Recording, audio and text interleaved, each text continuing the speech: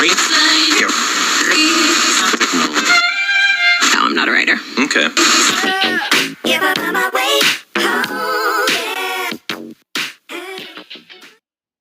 Salam sejahtera buat kita semua. Selamat datang di kelas 8. Selamat datang di kelas matematika.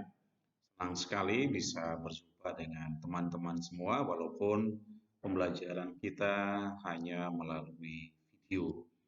Tapi besar harapannya Pak Frans bahwa kita semua bisa berproses bersama, bisa belajar bersama dalam satu semester ini, walaupun nanti pembelajaran kita melalui daring atau daring.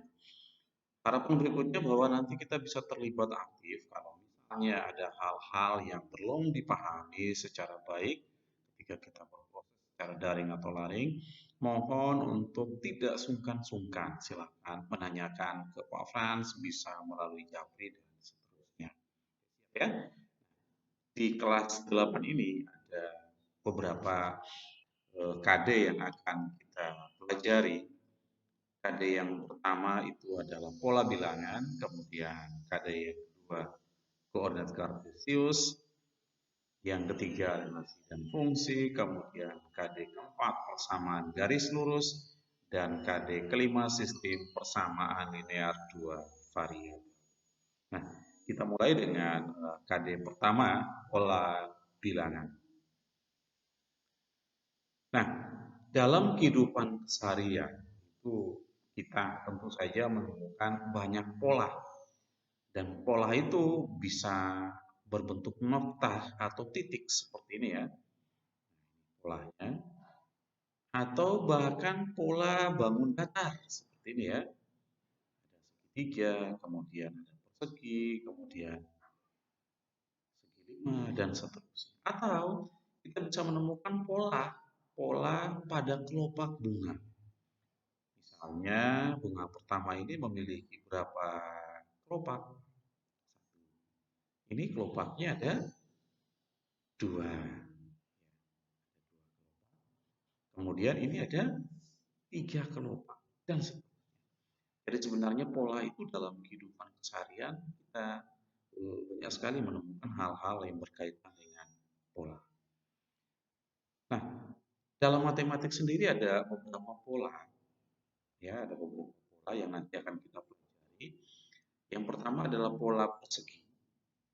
Kemudian ada pola bilangan persegi panjang. Ada pola bilangan segitiga. Ada juga pola bilangan Pascal. Nah, untuk pola-pola ini nanti akan kita pertajam lagi, akan kita pelajari lagi pada pertemuan kedua. Ya. Nanti kita akan melihat pola persegi itu seperti apa, pola persegi panjang itu seperti apa, dan seterusnya itu nanti pada pertemuan kedua. Oke. Sekarang misalnya seperti ini. Kita menemukan, ini contoh ya, misalnya kita menemukan sebuah potongan pita seperti ini. Kemudian ada sobekannya. Ini sebenarnya masih banyak sekali nomor-nomor di sini ya, tapi diceritakan kita hanya menemukan potongan pita seperti ini. Lalu kita diminta untuk dapat menentukan kira-kira pada angka 150 dan angka 2019 itu pitanya berwarna apa? Itu ya. Ada yang bisa menjawab? Pada pola atau pada angka 150 warnanya merah atau putih? Nah, untuk bisa memahami, maka kita harus menemukan polanya terlebih dahulu. Sekarang kita lihat ya. Untuk warna merah ya, untuk warna merah itu polanya muncul pada angka ya, untuk warna merah ternyata muncul pada angka 0, 2, 4, 6, 8, 10 dan seterusnya. Itu ya. Jadi berikutnya merah berikutnya adalah angka ya tepat sekali angka 12. Nah, selanjutnya untuk warna putih, polanya muncul pada angka 1, 3, 5, 7, 9. Pertanyaannya, pada angka 150 itu warna apa? Pada angka 2019 warna apa? Maka kita harus mempertajam kembali apa sih ciri dari angka 0, 2, 4, 6, 8, 10. Ayo, apa cirinya? Oke. Nah, ternyata pola angka pita warna merah, ya, kalau kita mengabaikan 0 itu memiliki ciri yang sama, bahwa bilangan-bilangan ini habis dibagi dua, ya. 2 bagi 2, 1. 4 bagi 2, 2. 10 bagi 2, 5. Jadi yang di warna merah, angka-angka pada warna merah ini cirinya sama, selalu habis dibagi 2. Oke ya. Lalu yang kedua, bagaimana untuk angka pola berwarna putihnya? Dengan kita mengabaikan angka 1, ternyata 3, 5, 7, 9. Itu kalau dibagi 2, itu cirinya. Dibagi 2, nanti berapapun angka yang ditanyakan, kita bagi 2. Kalau dibagi 2 habis dibagi, maka dipastikan angka itu tetap pada warna merah. Kalau dibagi 2 ternyata sisa 1, maka angka tersebut tetap pada kita berwarna. Oke, sekarang kita mulai bisa menduga-duga ya. Kalau begitu 150 ini terletak pada kita berwarna merah atau putih? Ada yang jawab merah? Tepat sekali. Kenapa?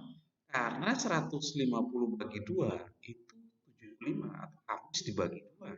Dengan demikian, pada angka 150 warnanya pasti merah. Jelas ya? Lalu bagaimana dengan 2019? Dibagi 2 itu habis dibagi apa enggak ya? Ternyata 2019 bagi 2 itu 1009, sisa 1. Karena hasil pembagiannya sisa 1, maka di angka 2019 warna pitanya adalah warna putih. Jelas ya? Jadi di sini kita hanya menemukan pola. Lalu berikutnya, nah ini nanti untuk pertanyaan berupa kuis yang nanti akan teman-teman kerjakan di modul, di Moodle latihan di bagian bawahnya video, nanti bisa dilihat di Moodle. Lalu pertanyaannya bagaimana misalnya ada pita 3 warna seperti ini, ya. Berapa atau warna pita terletak pada angka 2018 itu warnanya apa? 2046, 3610. Nanti bisa dikerjakan dengan cara sama seperti pada soal. Oke ya, kalau nanti ada kesulitan silakan jawab di Pak Frans. Nanti kita bisa berdiskusi lebih lanjut. Oke, kita lanjut ke soal yang berikutnya. Misalnya diberikan 3 bilangan genap berurutan, lalu yang jumlahnya 60. Kira-kira bilangan apa saja? Coba, bilangan genap berurutan, 3 bilangan genap berurutan. Nah, kalau 3 bilangan itu dijumlahkan hasilnya 60. Kira-kira seperti apa ya? Untuk soal semacam ini kita perlu memisalkan, ya. Misalkan bilangan genap yang pertama itu adalah dengan n. Maka bilangan genap yang kedua adalah n tambah 2. Bilangan genap yang ketiga adalah n tambah 4. Mengapa kita perlu memisalkan ini? Karena kita belum tahu 3 bilangan genap itu apa saja. Gitu ya. Oke. Lalu kita mulai menerjemahkan. Jumlah dari 3 bilangan genap berurutan sama dengan 60, berarti bilangan genap pertama karena jumlah tambah bilangan genap kedua tambah bilangan genap ketiga sama dengan 60. Tinggal kita menggantikan dengan yang sudah kita misalkan. Oh, berarti bilangan genap pertama adalah n. ditambah bilangan genap kedua adalah N tambah 2, ditambah bilangan genap ketiga adalah N ditambah 4, sama dengan 60. Ingat materi aljabar kelas 7 ya. Penjumlahan untuk suku-suku yang sejenis. Kita jumlahkan N ditambah N, 2N, ditambah N, 3N. Lalu ditambah 2 tambah 4, nah, gitu ya. Sama dengan, nah ini aljabar, tinggal 3N sama dengan 60, positif 6 kita bisa pindah ke kanan, maka bisa dianggap sebagai bentuk pengurangan. Jadi 3N sama dengan 60 kurang 6. Maka 3N sama dengan 54. Ini adalah perkalian. Maka N lawan dari perkalian adalah pembagian. 54 dibagi 3. Dengan demikian 54 bagi 3 adalah 18. Berarti N sendiri adalah bilangan genap pertama. Berarti kita sudah menemukan ternyata bilangan genap pertama sama dengan 18. Bilangan genap kedua N tambah 2 berarti sama dengan 18 ditambah 2 sama dengan 20. Bilangan genap ketiga N tambah 4, 18 tambah 4 sama dengan 22. Ya. Nah, artinya apa? 18 tambah 20 tambah 22 pasti sama dengan 60. Nah, jadi tiga bilangan tersebut secara berurutan adalah 18, 20, 20. Gimana? Hah? Panjang caranya. Oke, kita bisa menggunakan cara Sangmaru. Cerdas Sangmaru ya. Ini ada tiga bilangan 18, 20, dan 22. Oke, bagaimana kita menggunakan cara Sangmaru? Ini ada berapa bilangan yang diminta? 3 bilangan yang jumlahnya berapa? 60.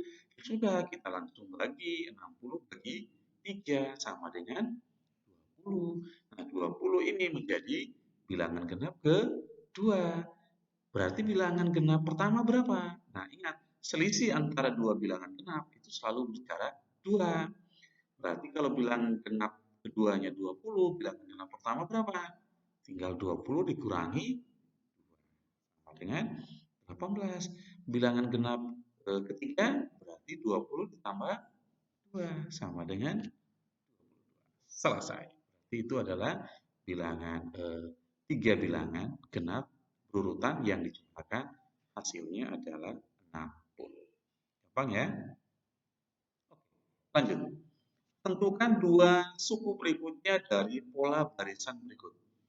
Ada angka 5, 11, 23, 47, kemudian ini ada dua bilangan yang harus kita isi di bagian titik-titiknya. Bagaimana kita bisa menentukan atau bisa menggantikan titik-titik ini dengan dua bilangan? Kita melihat polanya. Dari 5 ke 11, ini angkanya bertambah 6. Ya, 5 ke 11 angkanya bertambah 6. Dari 11 ke 23, angkanya bertambah 12. Ya. Lalu dari 23 ke 47, angkanya bertambah 24. Nah, berikutnya dari 47 ke sini bertambah berapa? Gitu ya. Nah, sekarang kita lihat pola pertambahannya.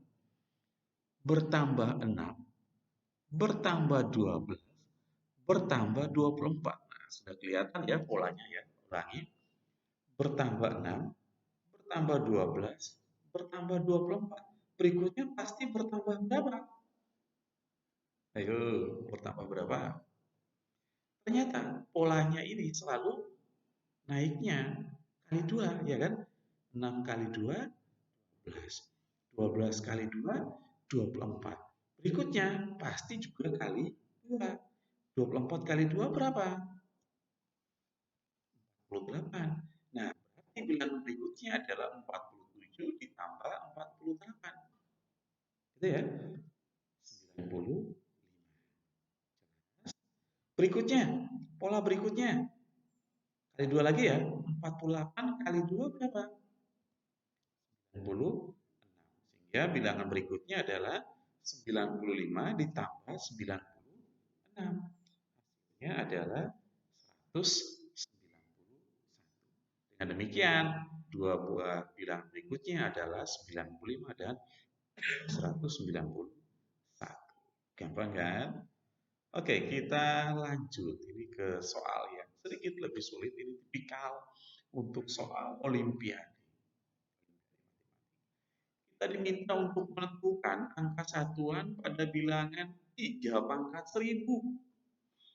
3 pangkat 1000 itu satuannya berapa ya? Bagaimana caranya? Oke, kita bisa menggunakan tabel.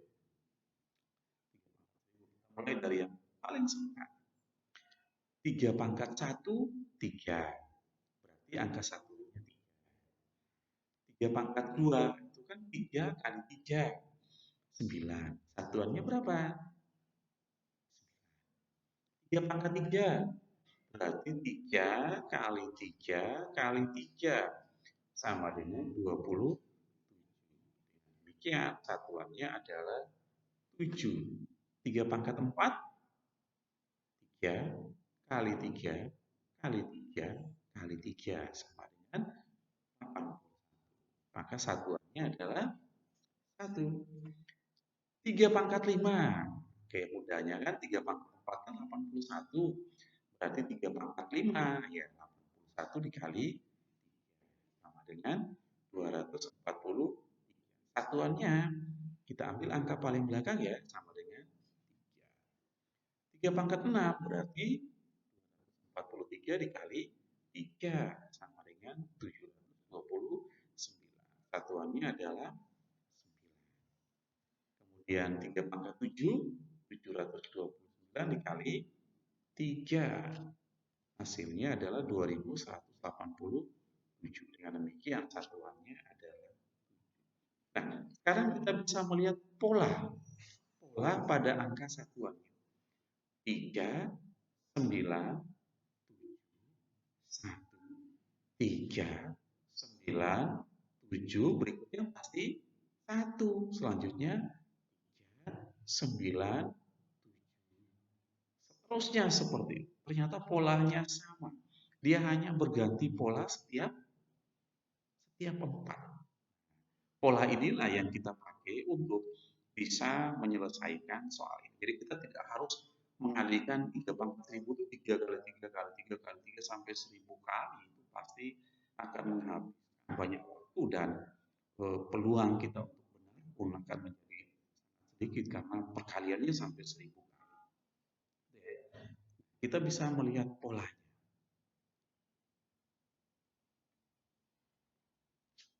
Ternyata angka satuan pada angka 1 ya, angka 1 yang 3 ini 3 pangkat 1 itu sama dengan 3 pangkat 5. Jadi untuk pangkat 1 sama dengan pangkat 5. 9 untuk pangkat 2 sama dengan pangkat 6. Ya. Pangkat 2 sama dengan pangkat 6. Pangkat 3 sama dengan pangkat 7. Berarti pangkat 4 akan sama dengan pangkat 4. Nah, itu ya. Anggap misalnya seperti ini ya, 1, 5, berikutnya tambah 4 karena dia berganti pola setiap 4.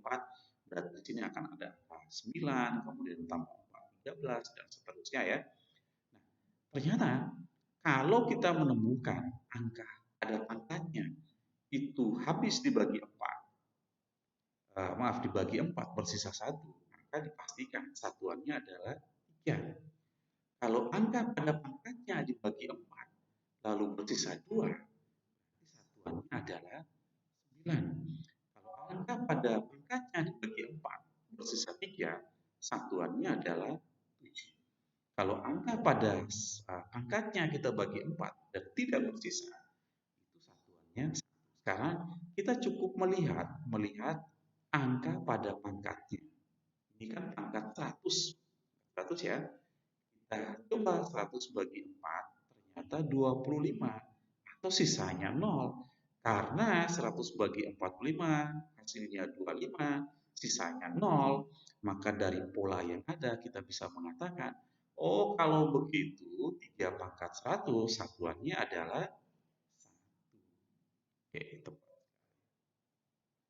Nah, kurang lebih seperti ini untuk pertemuan pertama kita belajar tentang pola bilangan. Selanjutnya nanti kalian akan mengerjakan latihan soal pada Moodle di bagian bawah video ini ya. Nanti kalau ada kesulitan silakan hubungi Pak Frans, kita akan berdiskusi untuk supaya kalian bisa lebih memahami. Demikian pertemuan kali ini. Terima kasih untuk perhatiannya. Selamat siang, semoga Tuhan memberkati.